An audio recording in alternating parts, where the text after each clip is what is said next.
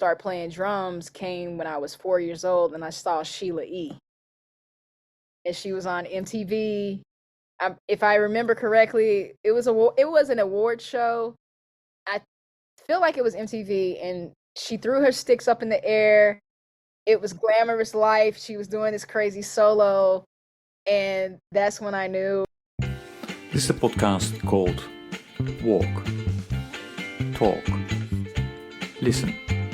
An attempt to connect people and make this world a bit better by sharing opinions and experiences based on the belief that everyone's perspective is true, albeit partial.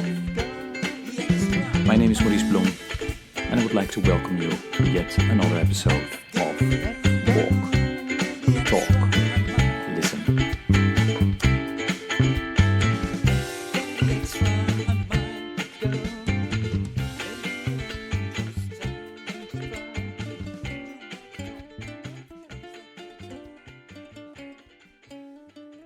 Good day, everybody. This is another episode of the podcast Walk, Talk, Listen. And as always, I'm delighted with today's guest who will introduce herself. Shirazette, please go ahead. Hi, my name is Shirazette Tinnin. I'm happy to be here. Thank you for having me. And well, the listeners know him, but maybe you don't know Shirazette, is that we're always really interested in, where were you born and raised and how did that might have informed about what you're doing today. And you're many things. You're, for one, you're a drummer, but you're also, an educator, an author, a health coach, so many things. So, yeah, where did you grow up? And were you born there as well? So I'm born and raised North Carolina, a little country area, considered very rural, called Pleasant Grove. Mm-hmm. I usually say Burlington, North Carolina, because nobody knows where PG is. That's what we call it for short. I grew up pretty much on a farm until my grandparents passed on my mom's side. My mother comes from sharecroppers, and my father was considered the city guy growing up in Burlington, which is only like 15, 20 minutes from Pleasant Grove. But I spent a lot of my time in the country. I went to Pleasant Grove Elementary, and from there, the feeder program put me into Woodlawn Middle School and Eastern Alamance. And Alamance County is an area that was actually written and talked about in Alex Haley's Roots. So it has a rich history. Yeah. And if you think back about your childhood and your upbringing, and you have to come up with a couple of words to capture that. What would those words be? Was music already involved, or is it really the being on the land and farming? Oh yeah, so I would say it's a blend because my parents were both musicians. So my dad, so my dad was a vocalist, and I say was because my father is no longer alive. And my mom was also a musician. She played trombone and march trombone for a year at A&T State University, where she was also the homecoming queen. Wow. Yeah, so I grew up with that influence. So the words that I would say are church, nature, and musical. And I assume that especially, church and music are very connected. That's probably where you learned to play an instrument, or not? Was it mainly singing? Actually, no. No? So, no, because that church, back in the day when I was a little girl, they didn't have drums yet. So it was just body and voice and organ. Okay. But I started playing drums when I was 4 because I was actually influenced by my parents going to sing in the choirs, and they would travel from down south all the way up to the East Coast, singing in different choirs and visiting different churches. But the main influence for me to start playing drums came when I was 4 years old, and I saw Sheila E. And she was on MTV. If I remember correctly, it was an award show. I feel like it was MTV, and she threw her sticks up in the air. It was glamorous life. She was doing this crazy solo, And that's when I knew that I wanted to play drums. And, Yeah. I've heard music in the house ever since I was a child. Like before I was even out the womb, my parents played all types of music for me. And they Okay. told me that, as a baby, they played music for me to go to sleep. So yeah, Hmm. it was multiple influences, but mostly Sheila E. for the drums.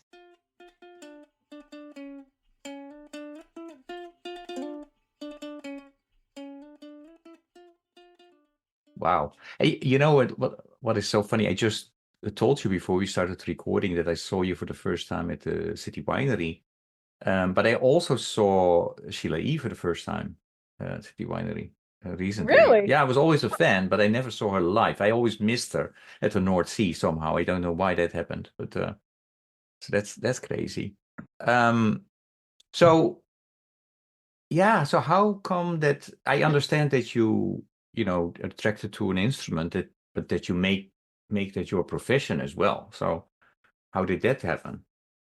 Um, that happened for me at a very early age with the influence of Sheila, and my parents got this little beat up drum kit for me. It didn't really last long.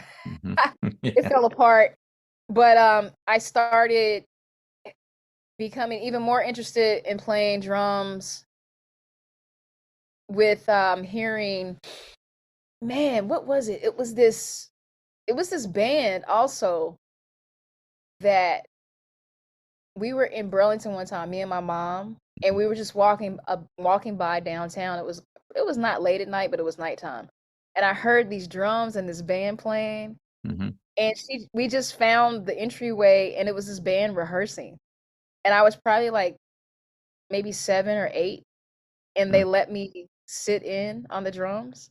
And I remember the guy showing me where the beat was, and once he showed me, I just started playing, and he was like, "Yeah, that's it, that's it."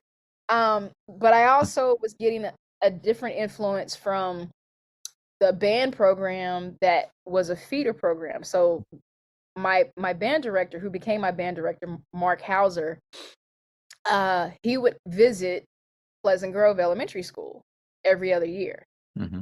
And so each time that he would come, he would bring the like jazz ensemble, and I would lose my mind. and and Yeah. I remember seeing the drummer at the time who became my marching band instructor. His name is Greg Harvey, and he was playing drum set. And all of my peers in my class with me were like, "Hey, look, you said you're gonna play drums. Look at that drummer." And lo and behold, when I got into 6th grade, which is when middle school starts in the South, because it's Hmm. kind of different for the North, um, I got to try out. And I remember my band director, Mark Hauser, saying, "You have to play clarinet for 2 weeks. And then after that 2 weeks, you can switch and go into the back and play percussion." I was like, "Okay, deal." And I counted down the days. And as soon as it hit week 2, I raised my hand. I said, "Can I go to the back?" He just started laughing. And I headed straight to the back. And then from there, I think he uh, saw a lot of natural potential in me. And I became the first female drum captain for the marching ensemble by the Wow. time I hit my freshman year in high school. But also in middle school, I was starting to win like all county jazz band awards. Mm. I was in concert band, but also not, there was something kind of rare that I'm learning now that I'm older that I didn't understand back then, is that the opportunities that were being provided to me aren't always the same across the board in different schools. So when I talk to my peers, they tell me Mm. that, "Oh, I was made to choose between athletics and arts." And, you know, my program that I went to, they didn't make me do that. So, for example, I started playing basketball at the age of 9, and I ended up playing AAU ball, and I ended up playing basketball in middle school and high school, and they never conflicted. So whenever I had a concert or something, um, there was always a way to balance that out. Mm. So not only did I have the musical influence, but I had the Yeah. athletic influence as well. Yeah. Yeah. So I was constantly busy with both those things, and I started running track.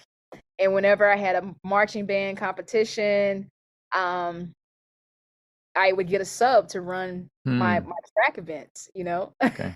Yeah, yeah.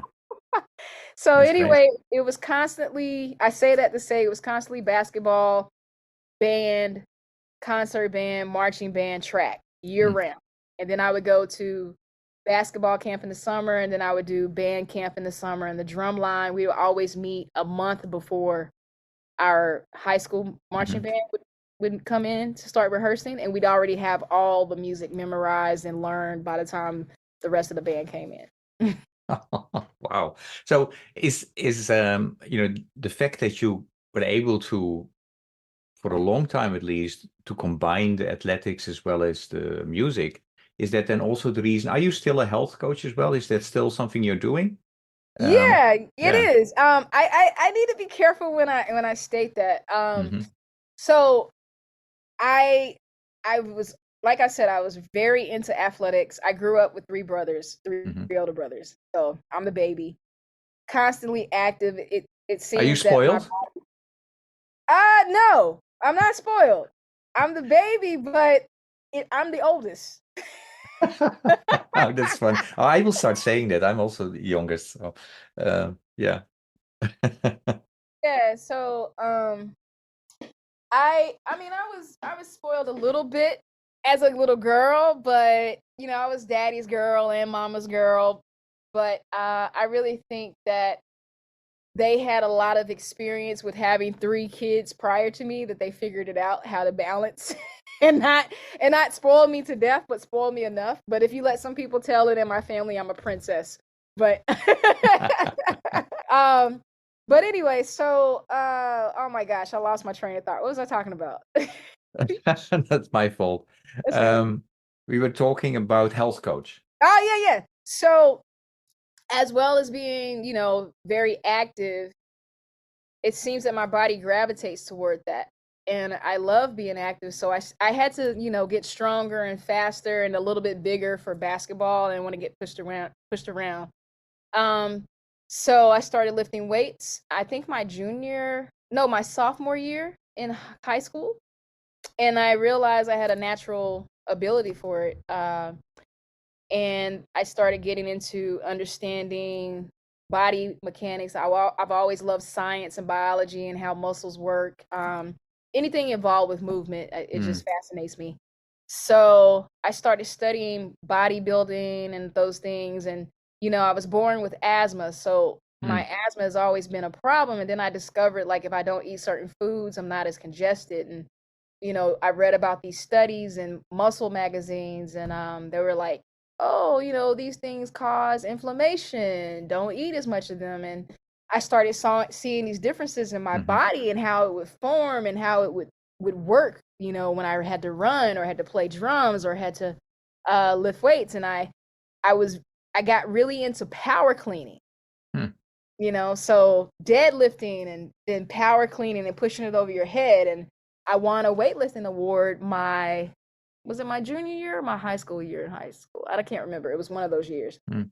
And I used to power clean 135 over my head, and my my weightlifting coach had me squatting 300, you know, Mm. not all at one time, but you do a certain amount of reps that Yeah, equal to yeah. 300. You don't hurt yourself. And so that carried over for me when I walked on the basketball team at Appalachian State University, Mm, where I also studied music, and I got a full scholarship for 1 year to be a walk-on for App, and I played Division One. And you know, I was like, how can I continue to do both? Because I really love yeah. playing music, but I also really love working out and taking care of people health wise and vice versa. So I decided to get certified. I got certified in 2008 because that was also Mm. when I graduated with my master's from Northern Illinois, and I Wow. didn't have a lot of work because of 2008 being one of the worst years financially for people. Hmm. I was like, okay, if I ever had to do anything other than music, which I don't like to think like that, but I was like, what would I enjoy? So I got certified as a trainer, moved to New York, and while I was building my connections and performance opportunities with people, I started working for New York Sports Club as a trainer. And then from there, you have to, renew your certification every 2 years. And then I got certified as a corrective exercise specialist. And then from there, every couple of years, I would, learn new information. And I said to myself, man, there's a thing here that a lot of musicians don't know about. So I started educating and training musicians on and off the road, and using myself as the test dummy when I would go out and tour, and trying to be creative with, the environment that you're given when you're on the road, because not every gig, not every tour pays the same or has the same living situation. So I would go from a 5-star hotel that had a whole gym layout to a little tiny room in Paris, where I have only a chair. And it's like, how can I be creative and get my workout in and make sure I'm doing functional exercises to keep my body at its pristine functionality. And so I started doing that, and so that's how I got the title of health coach. But now apparently there's actually a certain certification to be called a health coach. Okay. Which I'm actually working on to get. Yeah, I didn't know it either back in the day. I'm into health and I coach people, so I'm calling myself a health coach. But to make myself legit, I'm actually in the process of getting a health coach certification. And I'm really excited that Berkeley, where I teach, has approved a class that I wrote the curriculum for about 3 semesters ago, called Postural and Kinetic Awareness for the Percussionist. Wow. And this semester is his actual first semester of being launched, and I have it at full capacity. Like, it filled up really fast, and me and my students every Friday, we work on movement, stretches, foam rolling, all these techniques to help them just prolong their playing life.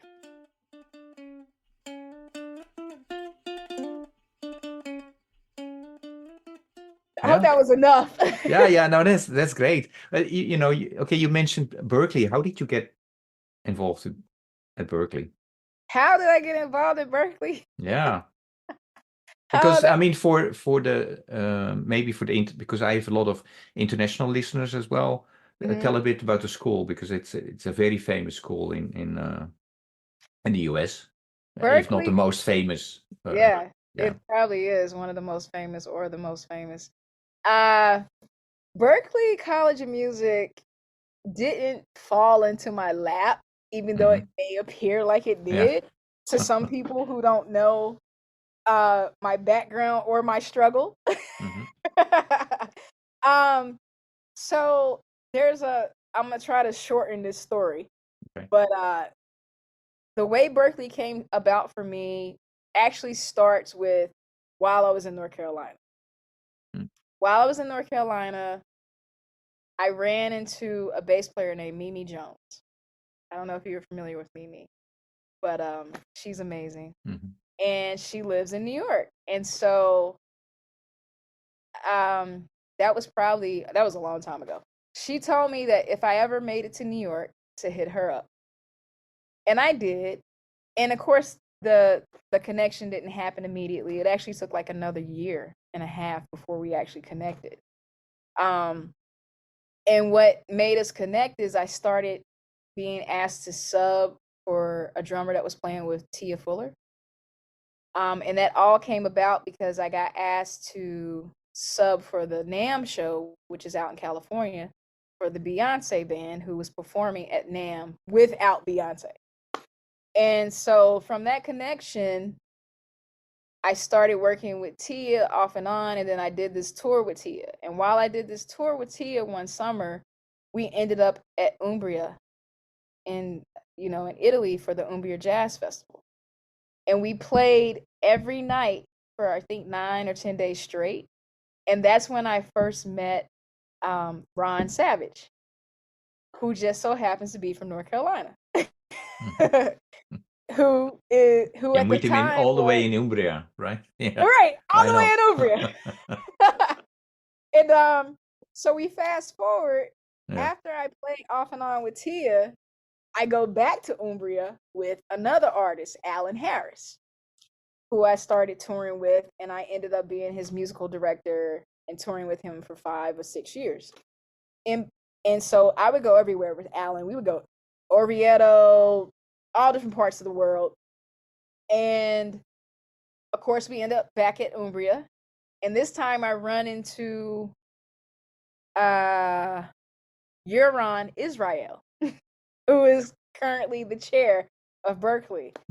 And what happened was I got invited in between the time that I met Ron to come to Berkeley before I met Euron. I came to Berkeley for like a day and a half to just sit in and observe and do some clinic stuff. Mm-hmm. And that's where I met Sean Skeet and a few other people in all the departments at Berkeley. And, you know, they were like, welcome to Berkeley, gave me a sweater.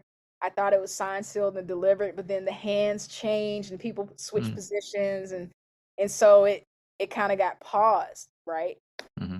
So when I go back to Umbria with Alan a few times, I have now, I think my dad had passed away, and then this time my mom had passed away. And so while I'm there, I literally had just buried my mom a week prior, and then I had to go back on the road. So this happened in 2019. We bury my mother. I fly out to go back on the road, and I'm talking to Yuran Israel's wife. And she finds out I'm from North Carolina. She's like, "Oh, you're a homegirl."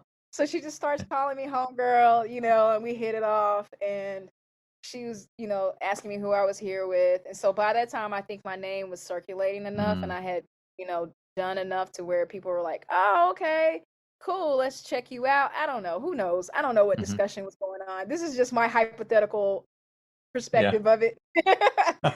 So she was like, "Okay, you know what? I'm gonna make sure Euron knows about you, blah, blah, blah, blah, blah." And then she reintroduces me to Euron, and he's like, "Yeah, I know Shirazette," you know. And so he was like, "Yeah, you know, if and when there's a need at Berkeley, you know, we'll definitely keep you in mind." And I was like, "Okay." And, you know, I never pressed the issue about it because my parents had always told me that when it's your time, it'll happen. You know, you got to be patient. Everything happens when it's supposed to. Don't look at what somebody else is being given. Your blessings are coming. And my blessing came the weekend of my honeymoon. I got married, and we were having our honeymoon in P-Town. It was 2021. So 2019, 2020, 2021. This whole development happened over years ago. So basically, the development of Berkeley took about 6 to 7 years. And Euron calls me up and he says, "Hi, you know, got a position for part-time. If you'd be interested, let me know." And I said, "Okay, I need to talk to my wife. We're on our honeymoon. Can I call you back?" You should not have picked up the phone, actually, you know, during your honeymoon, right? Yeah, but it was him. It was him. And I was like, "I need to take this call." You know, she was like, "Okay, I understand." But, you know, she's also an artist. So it was signed, sealed, and delivered. Like, she's definitely going to answer the phone for the right person. So I answered and I talked about it with her. And then lo and behold, they hired me. I worked part-time for only 1 semester, and then they considered and asked me to interview for full-time, and I did it. And it was the right timing, you know. And I also feel as though if it would have happened sooner than that, I wouldn't have been able to handle it, not with my touring schedule and having 2 sick parents, you know, and dealing with the stuff that I had to deal with. I wouldn't have had the head capacity to really give the students what they needed from me, you know. And Like that's where you do the interview now at the Berkeley College? Yes. So right now I'm in my office. These are my drums that you're looking at. It's and we hear in the background music going on, right? Yeah. So right next door, there's a shed going for like the hip hop lab. So one of the teachers is teaching hip hop grooves, and it's literally right across the hallway. Yeah. So obviously you like teaching, I assume, because otherwise you would not be doing it. What is attracting to you to teaching? Wow. Well, I I don't know if I necessarily like teaching. I love giving back. Hmm. I love giving back because I had experiences where I was on both ends of the stick where people would share information with me to help me get better. And I also experienced situations where, because of not enough diversity or inclusion, I got excluded from certain things. And I didn't like that feeling because I didn't grow up in an environment that lacked love or care or information.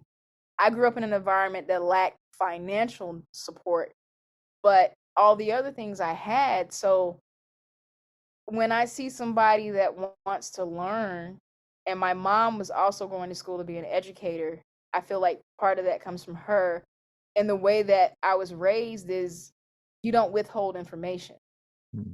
you know, especially the society, being a person of color, having those experiences. It's taught me that anytime I can share or help someone be as good or better than me, I love that opportunity.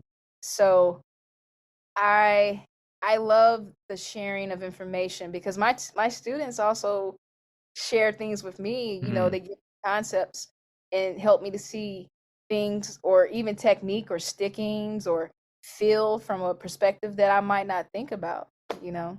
Hmm. So I love sharing information, and being at Berkeley feels like it doesn't feel like a it doesn't feel like a job. It feels like Hmm. a lifestyle, right? I I wake up and I go into my office and it's a whole drum kit there that I get to explore, you know, and it's like, man, God, thank you. I remember the times where I had to be in between gigs working for Apple, coming off the road, Ubering, door Hmm. dashing, you know, taking all these freelance gigs and having to work all these different teaching jobs. And, you know, to have this blessing and to thrive off of that, it definitely allows me to love what I want to call being a drum philosopher. You know, Hmm. so I feel like I'm What is it? I'm professing about the drum now.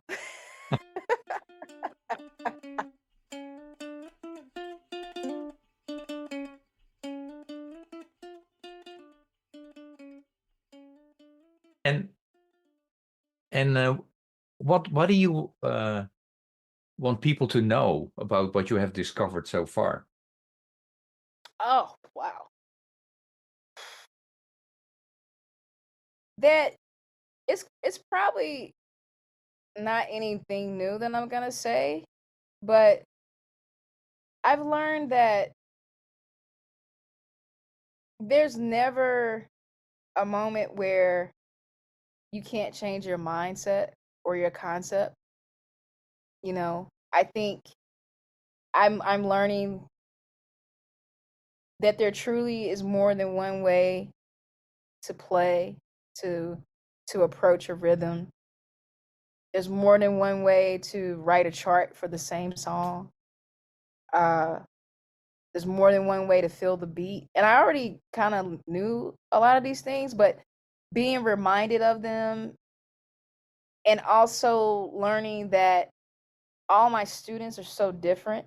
You know, I have to be flexible. So I think I've learned that the more flexible and the more I can bend like bamboo, the more alive and youthful and happy I'll be.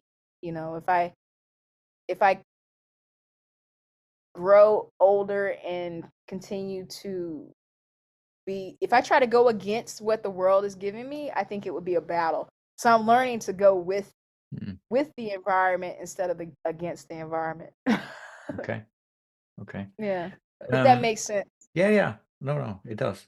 Um, yeah, what I would like to ask you, because I think these are also opportunities for my guests to, to share something, a project, a book that might be working on, and in your case, maybe an album. Yeah, if I would ask you to pick one thing that you would like the listeners to know about, is there a new album coming, or a new tour, or you want to say Oh something yes. about the lessons that you give to your the students? I think I want to talk about the new album that I have in the vault. Ah. As your eyes light up. I started working on this album during the pandemic, Oh, and many things paused it. But I'm excited to have it come out. The goal in my mind right now is to have it probably release in the fall of 2024. mm, I'm really excited about it because it features Christian McBride mm. and Miki Hayama, as well as another bassist, Nimrod Speaks. They're all originals that I wrote. Wow. Um, yeah, so I'm happy about it and nervous Hmm. about it at the same time. Yeah. Have Yeah, you been playing some of those songs live already? I have. There's some of the songs you can listen to them if you check out the New Orleans Jazz Museum, Hmm. which 2 summers ago I played there, and I played a few of the songs with a version of the group that included my wife Caddy Rodriguez, who now goes by Orange Coffee, and Noah Garabedian on bass, and Brittany Anjo on piano. Hmm. My the regular group is Miki Hayama and Nimrod Speaks, but I vary between Mickey and Brittany most of the time.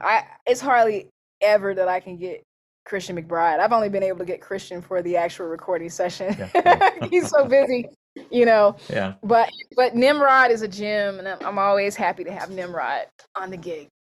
Amazing. Okay.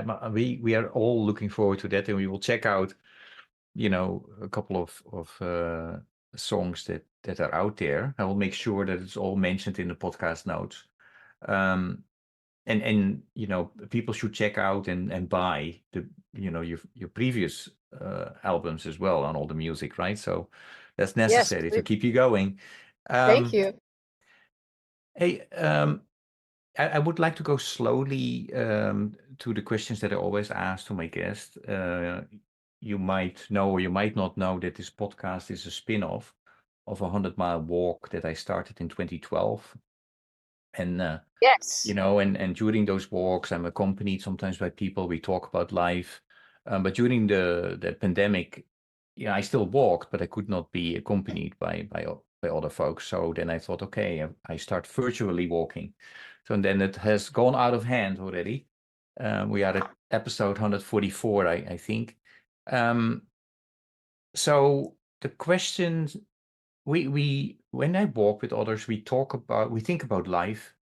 What's the purpose, um, all those type of things. So the first question that I have about a virtual walk is for you: if you would be asked to walk 100 mile in a week, so 15 to 20 miles a day, which is physically no problem, you're fit, we've understood that. But for which cause would you walk, and why? For which cause would I walk? Yeah, Could I have more than one cause? sure. Okay. The first cause I would walk for is cancer, Hmm. specifically lung cancer, because that is what took my father. Um, and I believe that cancer is really affecting a lot of families in a way that, unless you go through it, you really don't understand. My father went from singing in the church to losing his voice one day and thinking that he only had laryngitis. Mm. And it turned out he had throat cancer. He beat it for a year, and then it came back and Mm. spread to his lung.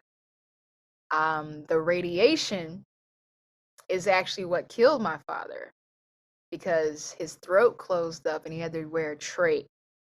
And due to that issue, he could no longer eat food and he had to be fed through a feeding tube. And it was the hardest thing to see my dad go from this durable, independent, older man, all the energy in the world, always went outside every day, worked in the yard, to not even being able to get up out of the bed after, developing cancer again. And it just, because he couldn't do chemo, because he had an allergic reaction from the radiation with the chemo the first week, it caused his throat to close up. So I would definitely walk more than 100,000 miles for that cause to make sure that no one has to go through what I went through with that.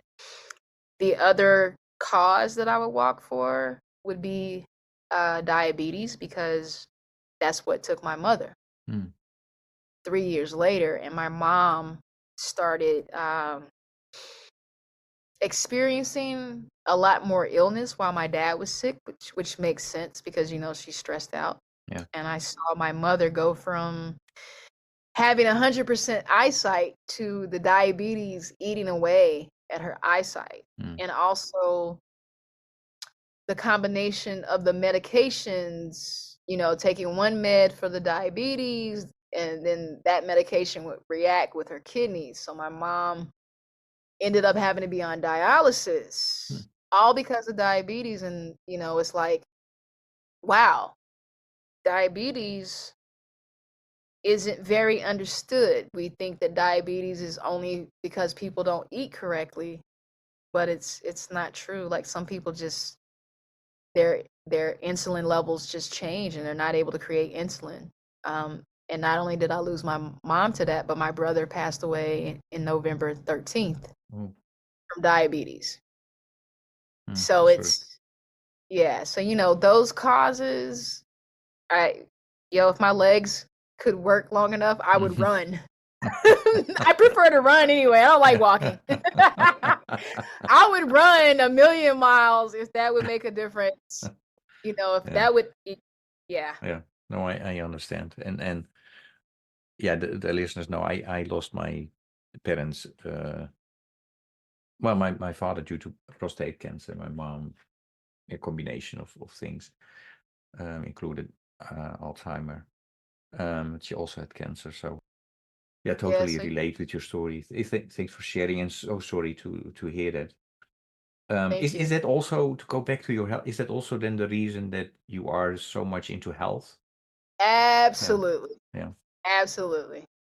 Yeah, it affects me to a point to where I became a little bit of an extremist at first, and I had to figure out how to come back to the middle because I was creating stress for myself, because it made me scared. I was like, oh my gosh, I would prefer to go out in any other way than those ways, because I've witnessed it, and it's not, it's hard. It's hard to see that. So yeah, it's definitely affected my mindset and my body, but you have to have moderation. So I'm learning to do things in moderation.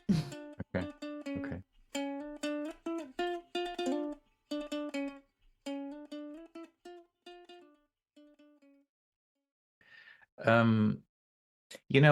The other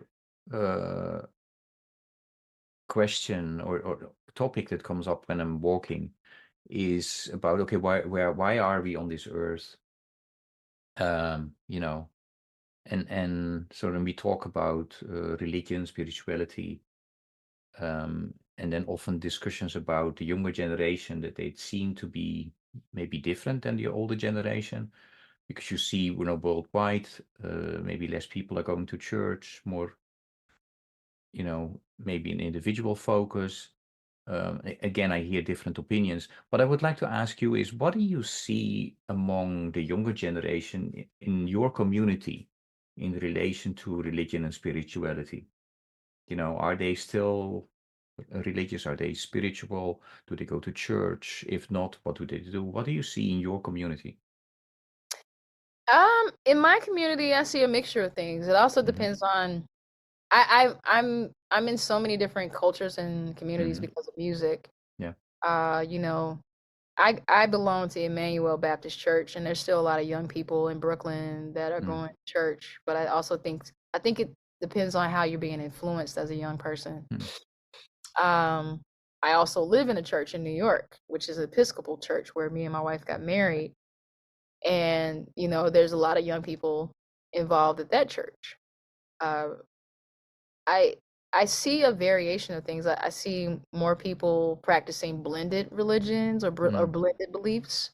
You hear of Christian Buddhas, and you hear people that believe in God but don't believe in necessarily every detail of the Bible and how it pans out. Um, some people are just affirming. They wake up and they affirm, and start their day. But personally, for me, I wake up and I start my day by just being grateful and thanking God for what I do have. And I do believe with all the loss and things that have occurred for me and for many others, the more grateful I am and the more I focus on the positive, it helps me get through the hard times. Um, and I also think, that young people these days are probably being a little bit more aware of their beliefs sooner just because of social media and the access. So I think you find quicker shifts in thoughts and beliefs. So uh, eh, yeah, so I'm seeing a mixture of things. Mm. Yeah. Okay.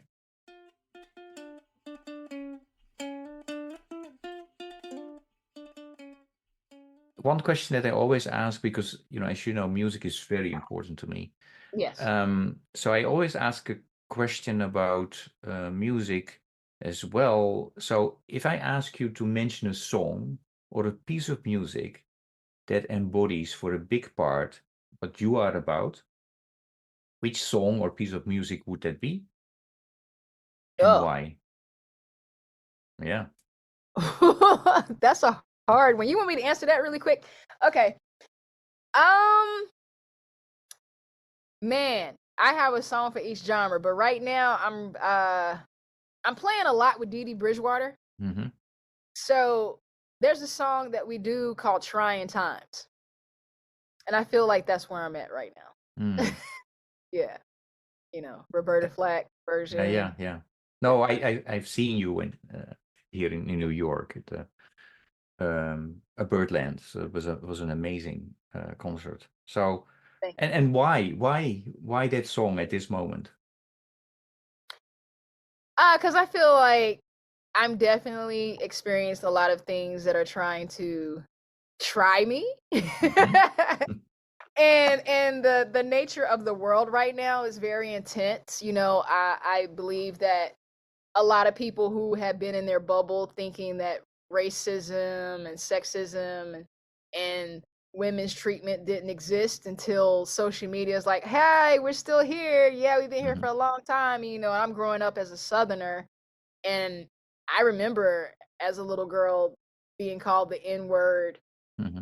or, hearing about people of color still being hung or killed because of things of that nature related to what people think didn't exist. But it's like, no, you just hadn't experienced it yet, or it didn't Hmm. hit your backyard. So yeah, Okay. that's why that Okay. song resonates Yeah. with me right now.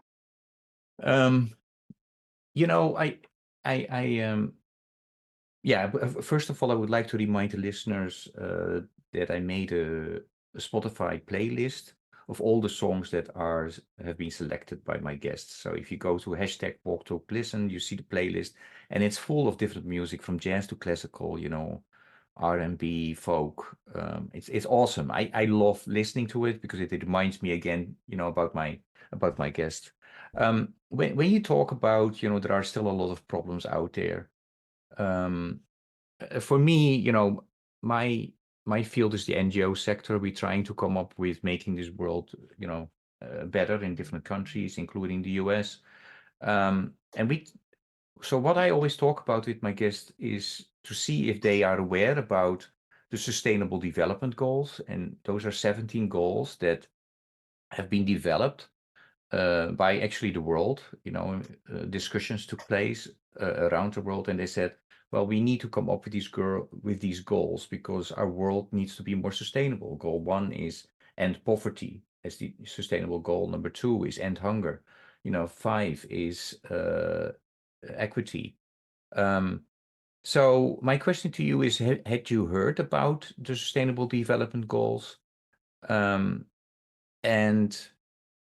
yeah, what do you think? What are your thoughts about it? What do you think the listener should know about it after you heard me say this?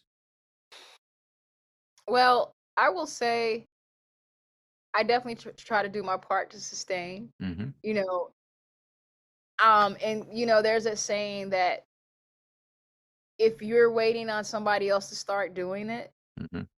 then you're gonna be in the same cycle. So I try to be conscious of not running the water while I'm brushing my teeth, waiting till I'm done brushing and then using the water.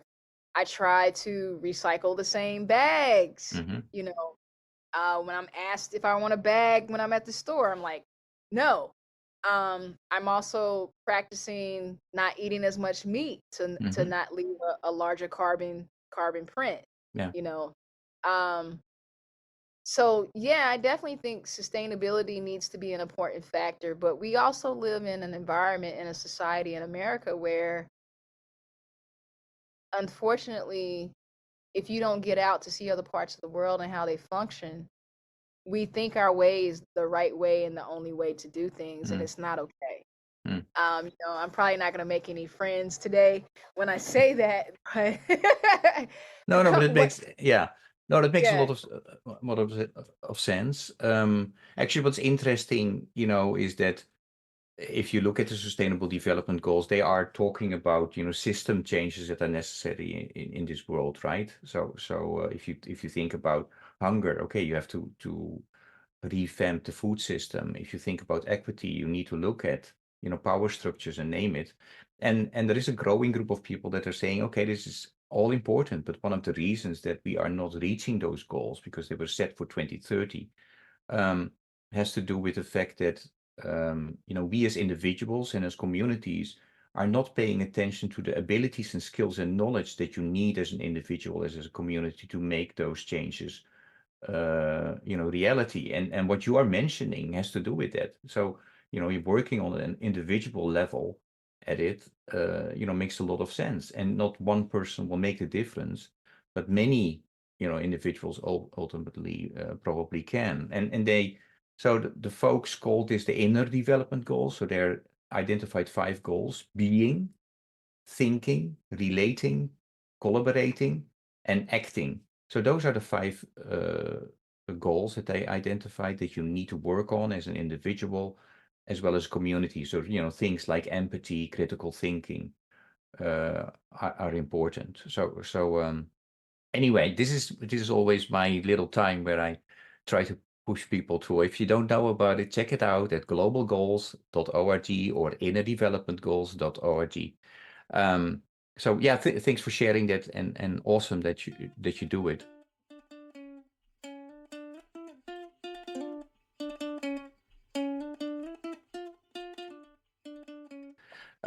I also believe Shirazette that this world needs more understanding that we are not all the same, and you do that by maybe connecting people. So I hope this podcast is contributing that to connecting people, and maybe you don't agree with what Shirazette said, but I'm 100% sure that there will be something that you agree with, and could be the beginning of a conversation and a dialogue.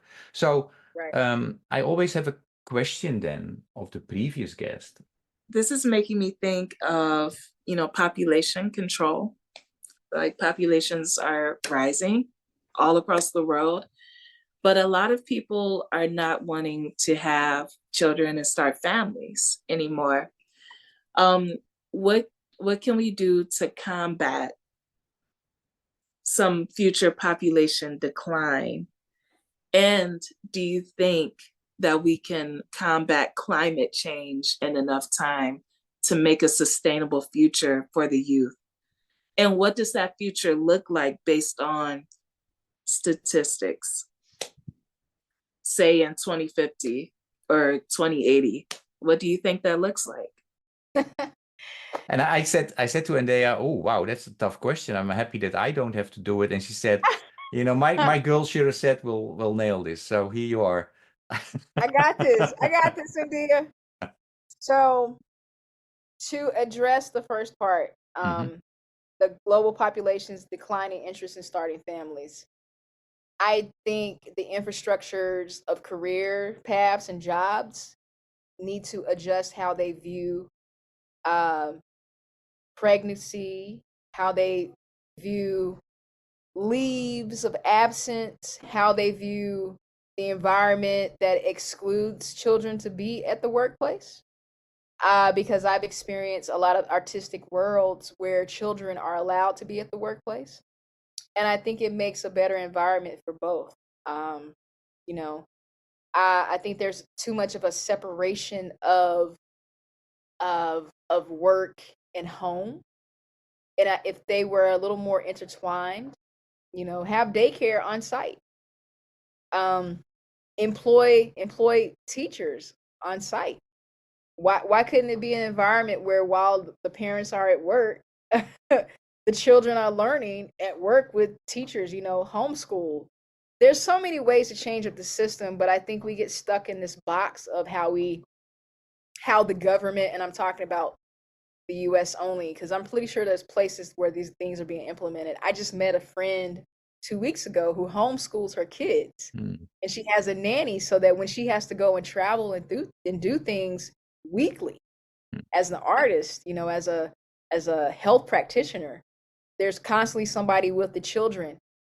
You know, if we change our mindset of what we believe is the structure of a woman having to be at home, or you know, the husband always having to be at work, and really start to think outside of the box and be more flexible and think of new ways to practice flexibility, I think it would encourage more people to have kids.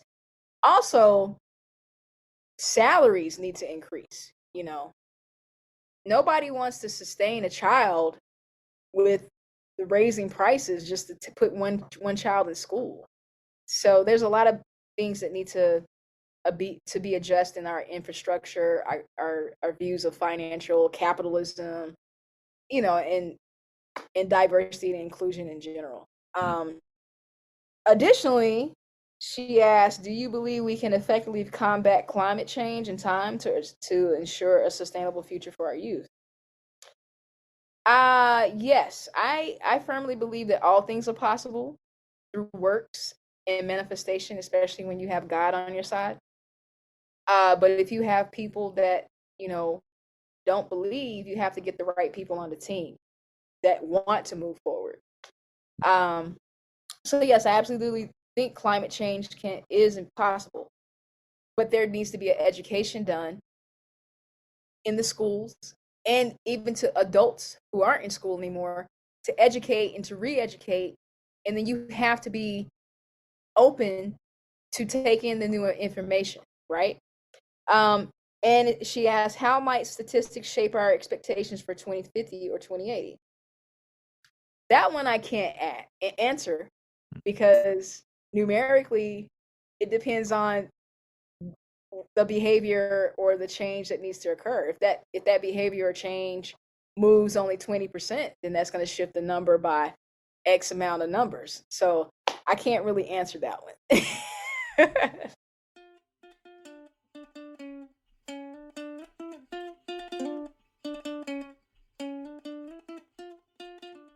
Okay, great. Wow. Yeah, your question for the next guest. My question for the next guest. If you were given the opportunity to empower someone to live their dream, what would you say to them to motivate them to go for it? Okay, That's it. Great. we are slowly coming to the end, and it always goes fast. A couple of questions I was planning to ask you. We have to skip for today. I'm going to ask you a question that I asked to Endea as well. Last week, and that is, I should ask exactly the same question. So, if you have to choose, for your band between a trio, a quartet, or a quintet, what would you choose? Oh, I would choose a quintet. Quintet. Okay. Yeah. Then the next question is for me, if you are asked to put your band together of musicians who have passed and who are alive, how would you put your quintet together? Okay, so who would I want to play with? Mm-hmm. Wow. I would want Dead to play or with another alive, drummer. right? Yeah. Sorry? I definitely would want to play with another drummer.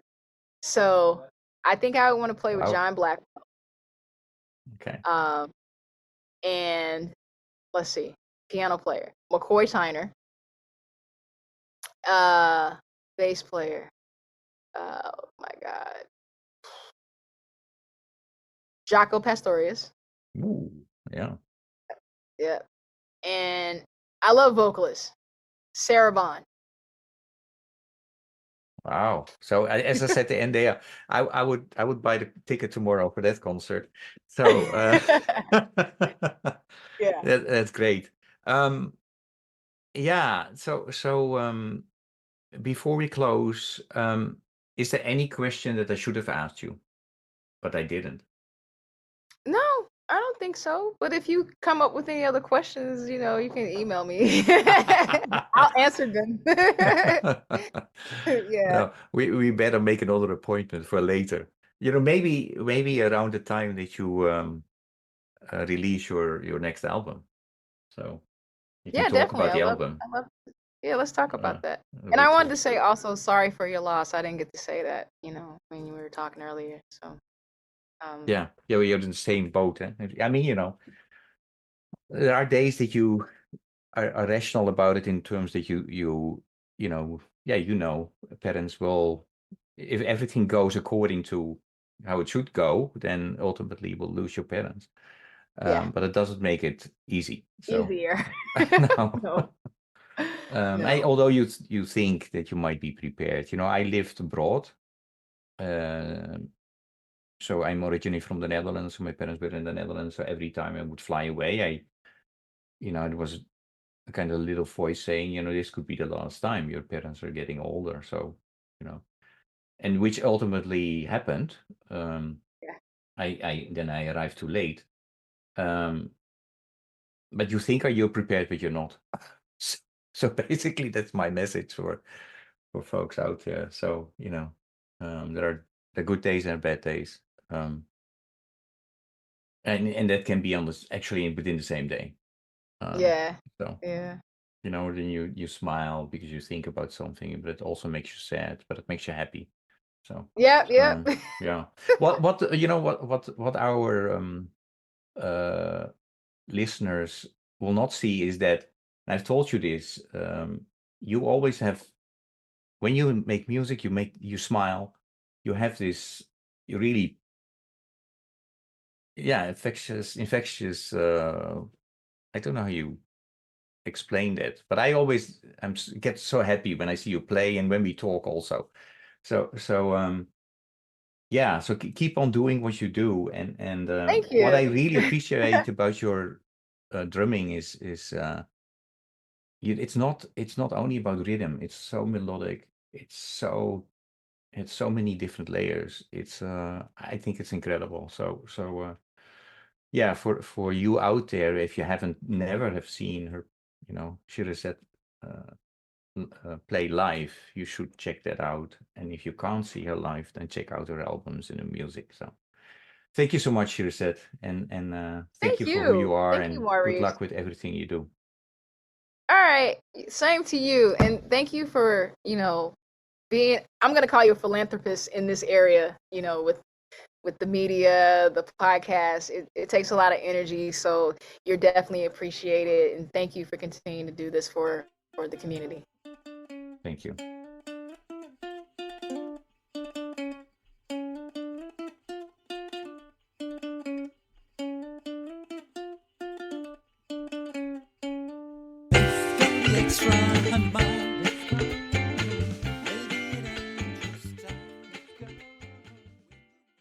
Thank you for listening to Walk, Talk, Listen.